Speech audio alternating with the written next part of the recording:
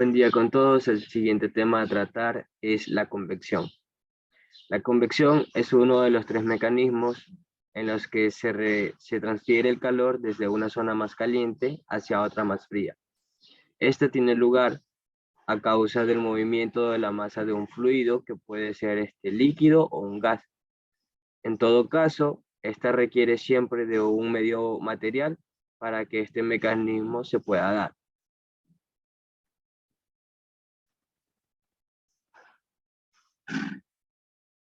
Mientras más rápido sea el movimiento del fluido en cuestión, más rápido será la transferencia de energía térmica entre la zona de distintas temperaturas. Esto ocurre continuamente con las masas de aire atmosférico. ¿Qué quiere decir esto? Pues que la flotabilidad se encarga de que las masas más calientes y estas en sí son menos densas, asciendan, mientras que las más frías, que estas vendrían a ser densas, descienden. Un ejemplo de ello tenemos a continuación una habitación cerrada que se puede ver a la imagen, que esta se refresca de inmediato en cuanto se abren las puertas o las ventanas, ya que el aire caliente del interior escapa incluso hasta por las rendijas, dando paso al aire fresco del exterior que queda más abajo. Como siguiente punto a tratar, tenemos la transferencia de calor por convección. Un modelo matemático sencillo de transferencia de calor por convección es la ley de enfriamiento de Newton. Consideremos una superficie caliente de área A rodeada de aire más frío, de tal manera que la diferencia de temperatura sea pequeña. Para esto tenemos una fórmula a continuación que viene a ser la derivada Q sobre derivada T igual a H por A por delta T. A continuación vamos a ver qué tratamos, o sea, qué interpreta la fórmula. Llamemos Q al calor transferido y T al tiempo. La tasa a la que el calor se transfiere es derivada del calor transferido sobre la derivada del tiempo.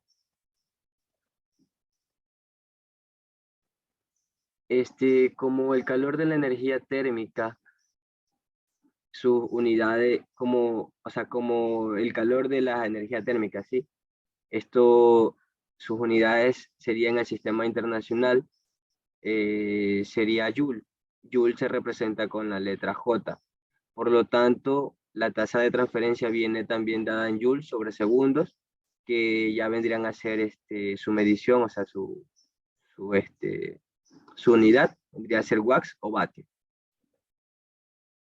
Esta tasa es directamente proporcional a la diferencia de la temperatura entre el objeto caliente y el medio, y detonada como delta T, y también en el área superficial A del objeto. Delta T es igual a la temperatura de la superficie del objeto o temperatura lejos del objeto, o sea, como que alrededor, si me explico.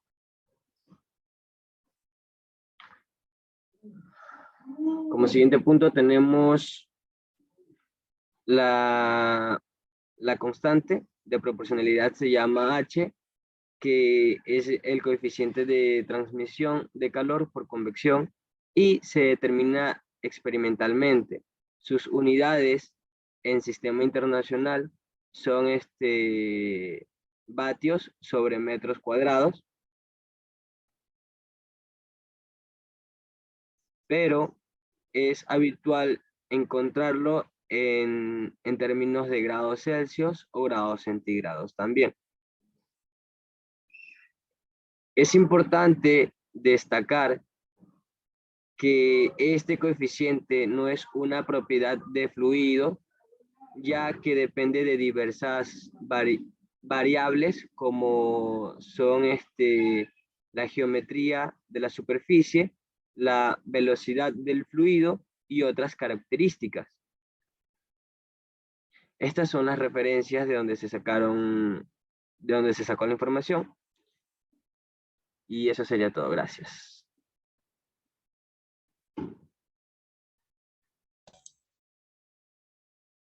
Convección en el mar. Cuando nos referimos a la convección en el mar, es importante tocar como tema principal y definir qué son las corrientes oceánicas. Y estas son los movimientos horizontales de las aguas que pertenecen a los mares. Las corrientes oceánicas normalmente se miden según la velocidad que hará que se desplacen. Estas se pueden medir en metros sobre segundos o en nudos. El estudio de las corrientes oceánicas es importante porque nos permite conocer o entender las migraciones de los animales, el transporte de energía de una zona a otra y la regulación del clima del planeta. Pero para que las corrientes oceánicas actúen, inciden varios factores. Entre los factores que inciden está el viento, la densidad del agua y las mareas. Estos pueden hacer que se desplacen a cierta velocidad específica. Ahora vamos a introducirnos un poco más específicamente a el factor de variaciones de densidad del agua. Estas se deben principalmente a la salinidad, la concentración de salinidad de las regiones, que como conocemos son distintas. Y también el movimiento de estas corrientes, debido a los cambios de densidad del agua, se conoce como circulación termoalina. Coloquialmente también podemos conocer este fenómeno como la cinta transportadora oceánica, que es la imagen que pueden observar en la diapositiva. Y en este caso, las corrientes son impulsadas por las diferentes densidades del agua debido a las variaciones de temperatura y salinidad en las regiones oceánicas. Lo que pasa es que las corrientes impulsadas en este proceso se producen a niveles profundos y poco profundos, pero se mueven mucho más lento que si las comparamos con las corrientes de marea y viento. Asimismo, existen diferentes tipos de corrientes oceánicas según sus características principales, pero ahondaremos más en el tema de las corrientes de convección. Las corrientes de convección son estas corrientes impulsadas en parte por los vientos, pero la característica que los destaca es la variación de temperaturas en las aguas. Esto es lo que ocurre en las corrientes de convección también del manto terrestre, porque al existir una diferencia de temperatura, hay un movimiento que se da para equilibrar la temperatura y se distribuye de manera diferente. Sabemos que en el océano tenemos partes más frías que se acercan a los polos y partes más cálidas que están cerca de los trópicos. Por lo tanto, el calor de las aguas tiende a intentar equilibrarse y distribuirse de manera horizontal, descendente o ascendente, logrando un ciclo. Así que de manera superficial el agua será cálida y un poco más densa y suele dirigirse hacia el fondo, que es más frío y más denso. A su vez, también el agua del frío suele subir hacia la superficie y adquirir una temperatura más cálida, favoreciendo la evaporación, y esto se convierte en un ciclo.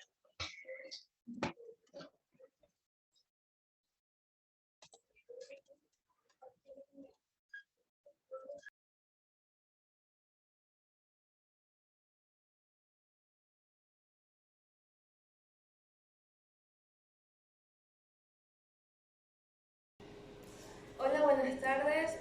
Yo les voy a hablar sobre la convección bajo el hielo. Vamos a hacer la siguiente experimentación con los siguientes materiales, como es el agua de mar y el agua de grifo.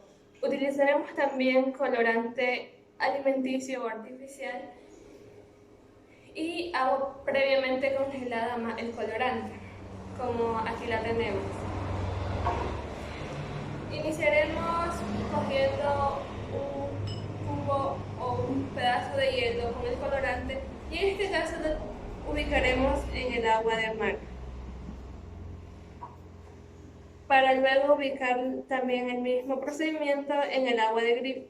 Como podemos observar, tienen diferentes reacciones, ya que el agua de mar contiene una densidad muy diferente al agua de grifo. Aquí podemos observar que en el envase que contiene agua de grifo la disolución del hielo más colorante es mucho más rápida que en la que observamos acá, que el agua de mar.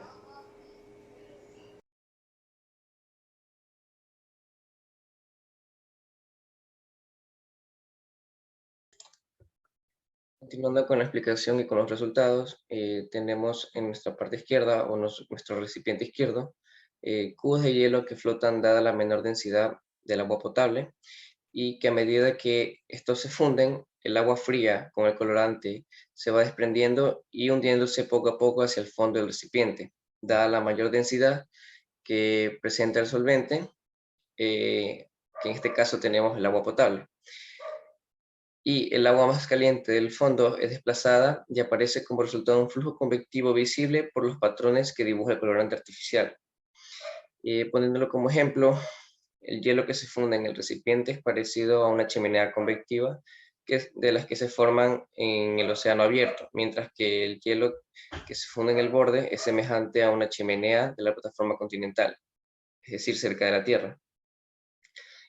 Entonces, la chimenea en el océano es creada y sostenida por procesos convectivos que son presentadas como columnas de agua mezclada que fluye hacia abajo. Entonces, para un conjunto dado de condiciones oceánicas y meteorológicas, la convección en aguas abiertas tiende a mezclarse con una cantidad mayor de aguas circundantes, de lo que hace la convección cerca de una masa de tierra. Por tanto, o es decir, en el océano abierto, el agua sumergida que se forma es menos densa que cuando este proceso tiene lugar cerca de la Tierra. Y nuestro segundo recipiente, al lado derecho, tenemos los mismos cubos de hielo con colorante, pero esta vez flotando sobre agua salada, agua de mar, que es un poco más densa. Y a medida que estos se funden, se puede notar a simple vista que la cantidad de colorante que se desprende y se hunde es un poco más pequeña que la del primer recipiente, dada la mayor densidad del agua a comparación del agua de mar a comparación del agua potable o agua de la llave. Y la diferencia aquí está en que el agua fundida se acumulará en la superficie del recipiente de la capa de salada más densa, a diferencia del primer recipiente en la que se hundió y se dispersó con más facilidad. Puntos, a continuación tenemos lo que son las conclusiones.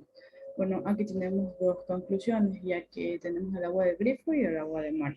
En el caso del agua del grifo, tenemos que tanto el hielo como el agua líquida tienen densidades distintas, sí, pero tienen solamente una variable que vendría a ser lo que es la temperatura, ya que la densidad del agua líquida dulce más o menos sería como de 0,02 gramos sobre centímetros cúbicos, y la del hielo, encontrándose en una temperatura de 0 grados, tiene una densidad menor a que sería como 0,98 kilogramos sobre metros cúbicos.